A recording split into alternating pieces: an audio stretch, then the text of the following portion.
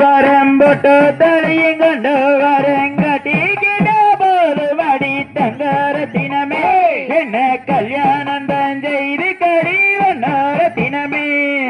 பெட்டி வண்டியும் கட்ட வேண்டாம் பட்டு தலையும் செய்ய வேண்டாம் கட்டிக்க போற வேண்டாம் சொல்லணும் வாசமச்சாரே உங்க வேலை வெட்டிய பார்க்க போகனே சமச்சாரே பெண்ணே ஆடு மாடு மெச்சு கட்டிய தம்பக வந்த பெண்ணே ஆட்டத்திலே வெஞ்சமல தங்கரத்தினமே உந்த அலங்காரம் கலையலையே ஒன்னரத்தினமே வசந்த படிக்க படிச்சிருக்கேன் வீட்டு வேலை செய்ய மாட்டேன்